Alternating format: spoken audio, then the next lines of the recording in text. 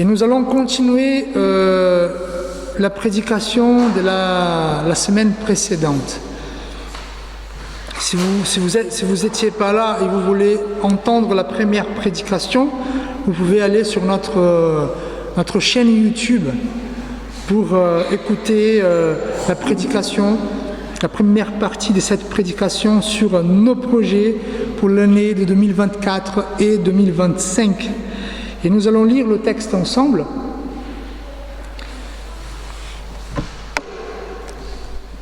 Donc, la lettre de Jacques, chapitre 4, verset 13.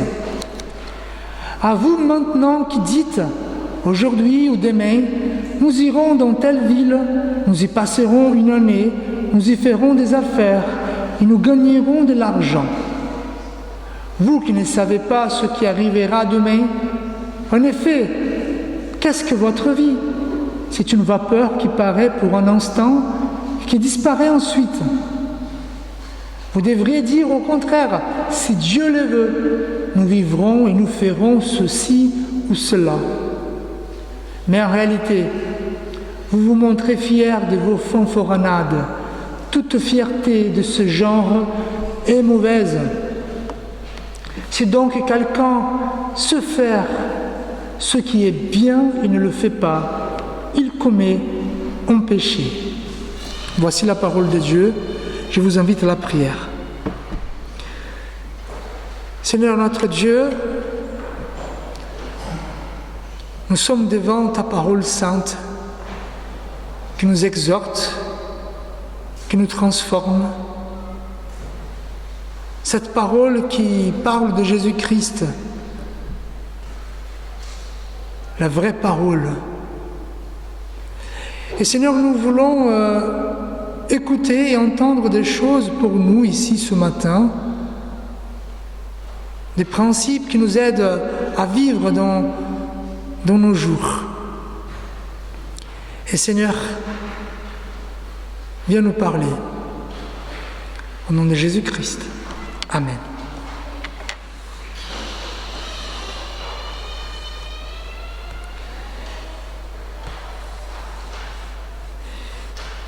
Nous avons vu jusqu'à présent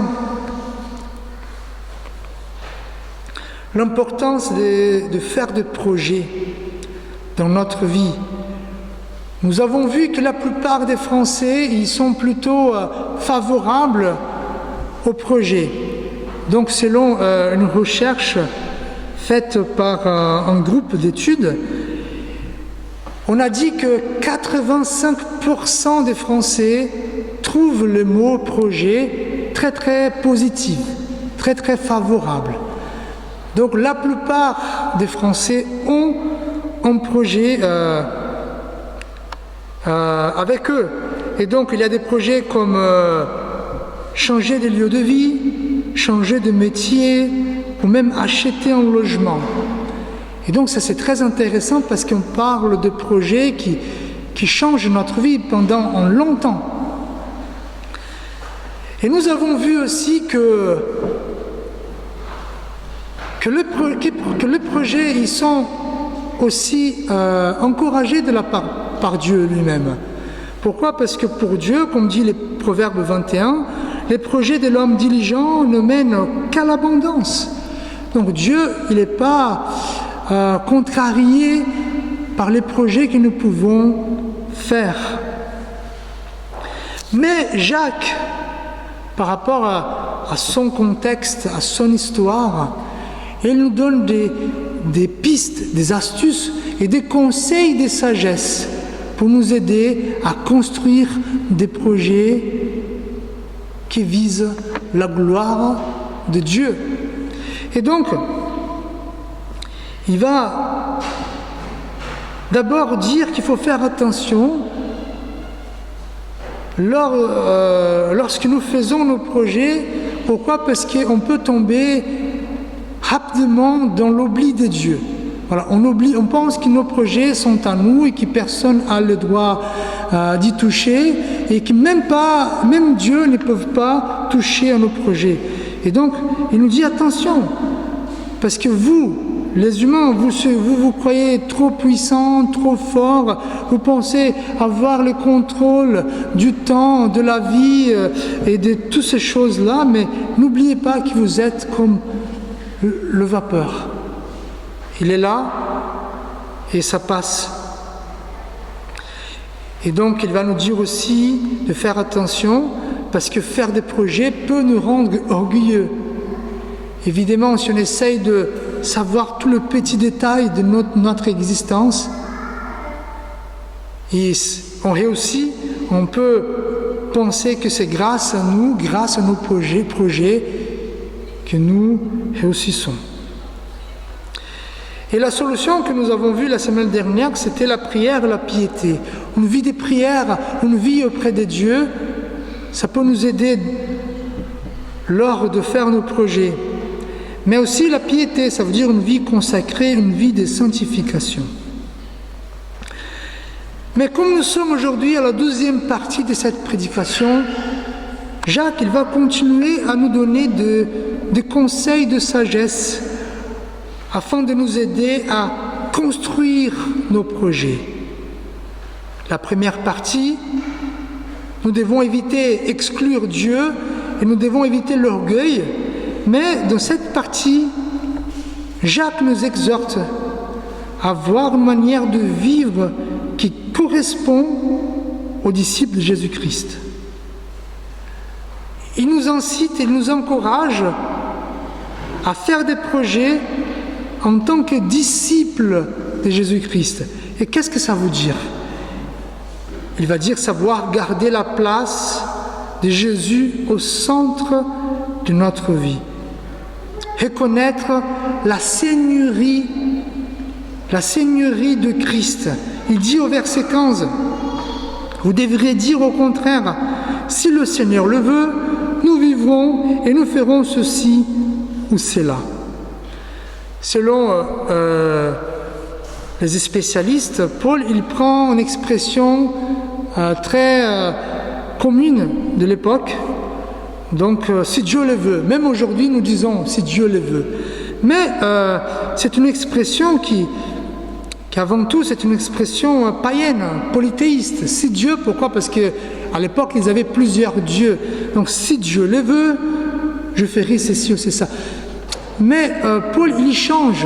Au lieu de mettre Dieu, il dit Seigneur. Et pourquoi il fait ça? Parce que Seigneur, en grec, Kyrios, ça veut dire le Christ. Nous, en tant que chrétiens, nous faisons nos projets si Christ le veut. Parce que nous sommes des enfants de Dieu, mais des serviteurs de Jésus-Christ. Et donc, les théologiens, ils vont parler de la seigneurie de Christ. Une vie qui reconnaît la seigneurie du Christ. Mais qu'est-ce que ça veut dire? La seigneurie du Christ. Et là, un théologien néerlandais, Abraham Kuyper, je ne sais pas si je prononce bien son nom de famille, Kuyper, peut-être c'est ça, il va éclairer cette idée. Il dit, dans le domaine entier de notre existence humaine, il n'y a pas 1 centimètre carré sur lequel le Christ, qui est souverain sur toutes choses, ne crie « c'est à moi ». Je relis ce que dit Abraham Kuyper.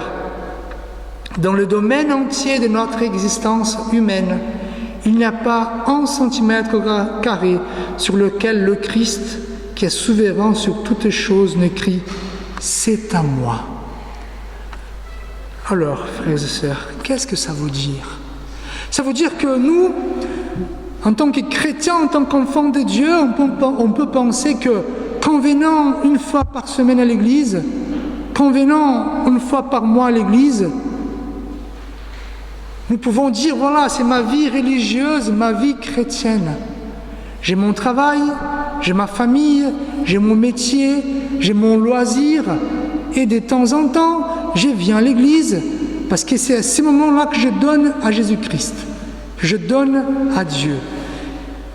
Et ce que ce théologien est en train de dire, que toute notre existence appartient à Jésus-Christ.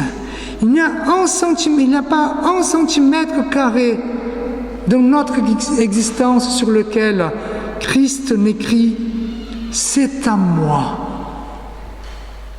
Donc, votre travail à vous, votre famille, votre loisir appartient à Jésus-Christ. Peut-être vous dites, mais Fabio, là, vous êtes en train de citer un théologien, ouais, ça va. D'accord, je vais utiliser la Bible. En Colossiens chapitre 1 nous dit, il nous a délivrés de la puissance, donc il parle de Dieu d'abord, il nous a délivrés de la puissance des ténèbres et nous a transportés dans le royaume du Fils de son amour, en qui nous avons la rédemption, la rémission de péchés. Donc Dieu il dit que nous sommes maintenant dans le royaume de lumière, le royaume de Jésus-Christ, le royaume d'amour.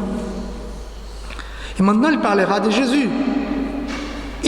Donc Jésus, est l'image du Dieu invisible, le premier-né de toute la création, car en lui ont été créées toutes choses qui sont dans les cieux et sur la terre, les invisibles et les visibles, trône, dignité, domination, autorité, tout a été créé par lui et pour lui. Il est avant toutes choses et toutes choses subsistent en lui. Il est la tête du corps de l'Église. Il est le commencement, le premier-né d'entre les morts, afin d'être en tout le premier. Car Dieu a voulu que toute plénitude habitât en lui. Il a voulu par lui réconcilier tout avec lui-même, tant ce qui est sur la terre que ce qui est dans les cieux, en faisant la paix par lui, par le sang de sa croix. Je ne sais pas si vous avez compris ce texte, mais ce texte dit que tout appartient à Jésus-Christ.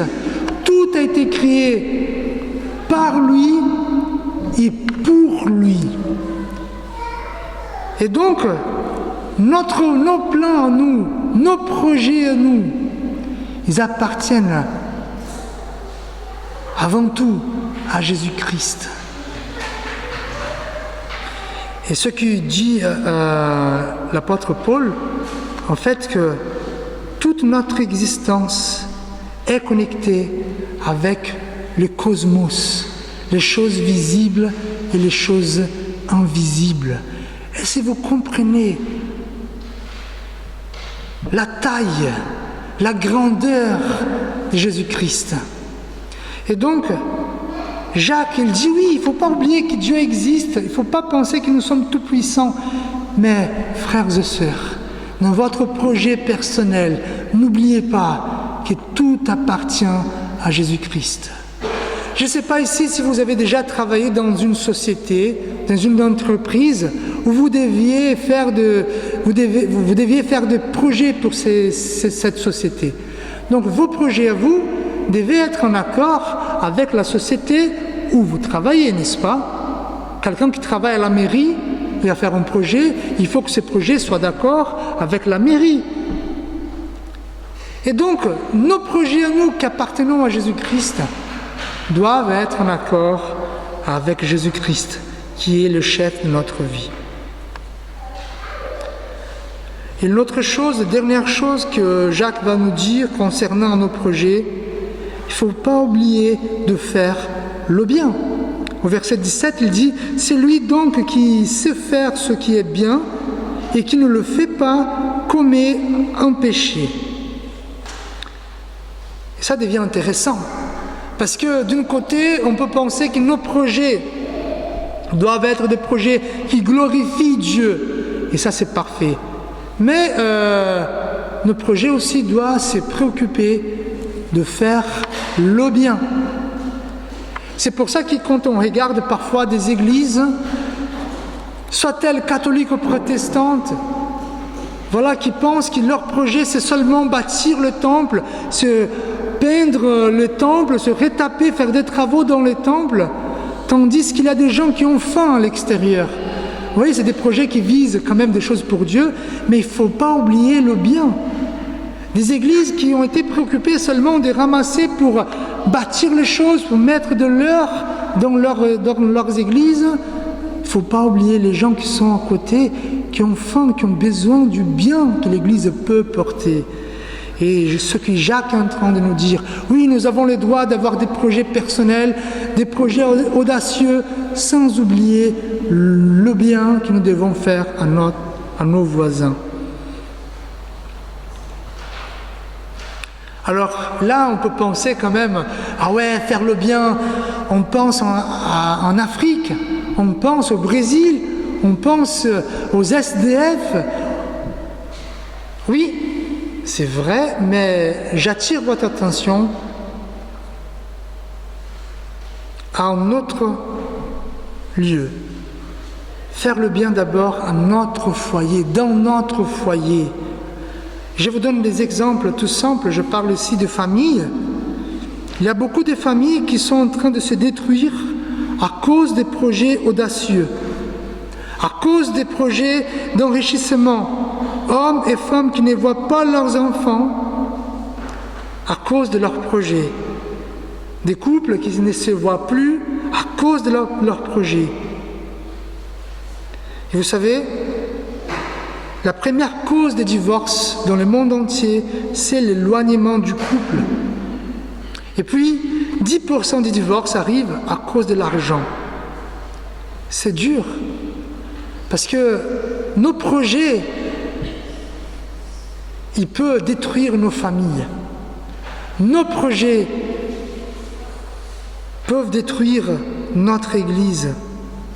C'est pour ça qu'il ne faut pas oublier le bien que nous devons faire. Et je pouvais faire une liste de tout ce qui est bien, comme les béatitudes de Jésus, mais je crois que vous savez faire le bien. Mais j'aimerais bien souligner une petite chose. Quand Jacques il parle du bien que nous devons faire, c'est pas le bien, c'est le bien des dieux, c'est pas le bien de la gauche, c'est pas le bien de la droite, c'est pas le bien de l'État, c'est pas le bien du capitalisme, c'est le bien de Dieu. Et pour savoir ce qui est le bien, la bonté de Dieu, il faut le connaître. Comme nous dit le prophète Michée, on t'a fait connaître, ô homme, ce qui est bien, ce que l'Éternel demande de toi, c'est que tu pratiques la justice, que tu aimes la miséricorde et que tu marches humblement avec Dieu. En guise de conclusion, nous allons reprendre l'intention de Jacques lors de l'écriture de cette lettre. Jacques voudrait que les chrétiens soient sages dans le monde, sages lors de concevoir leurs projets. En conséquence, Dieu veut que nous, les chrétiens d'aujourd'hui, nous soyons sages au moment de former nos projets. Dans ces cas, être sage et avoir des projets qui expriment les deux plus grands commandements, aimer le Seigneur et aimer nos prochains. Autrement dit, nos projets doivent avoir Dieu, Jésus au centre et ne pas oublier de faire le bien au prochain. Donc peut-être là, vous êtes en train de faire des projets pour 2024 ou 2025. Moi, je commence à faire des projets pour l'Église, pour mon travail, peut-être, je ne sais pas, mais n'oubliez pas que Jésus est le patron de votre vie, il est le chef de votre vie. Et n'oubliez pas non plus les prochains qui vous entourent. Nous devons faire le bien. Je vous invite à la prière. Seigneur, Père éternel, c'est vrai, Seigneur, que nous avons des projets personnels. Nous voulons tous avoir un peu plus d'argent, avoir un travail un peu meilleur. Nous voulons, Seigneur, faire des vacances inoubliables. Nous voulons nous marier avec la bonne personne. Seigneur, nous voulons être des chrétiens, des super chrétiens. Nous avons tous des projets. Je souhaite, oui, pour cette Église, Seigneur, une Église qui soit pertinente ici au Maas, en Ariège, en France. Mais Seigneur, aide-nous à bâtir, à construire des projets qui glorifient ton nom, qui glorifient le nom de Jésus-Christ. Et nous devons nous rappeler toujours que c'est Jésus, le chef de notre vie, de notre Église. Et Seigneur, que nous nous rappelons toujours de ceux qui ont besoin et le bien que nous pouvons faire à nos prochains. Amen. Comme nous a dit l'apôtre Paul, soyez dans la joie, perfectionnez-vous, consolez-vous, ayez un même sentiment, vivez en paix, et le Dieu d'amour et de paix sera avec vous. Que la grâce du Seigneur Jésus-Christ, l'amour de Dieu et la consolation de l'Esprit Saint soient avec nous tous, aujourd'hui et à jamais. Amen.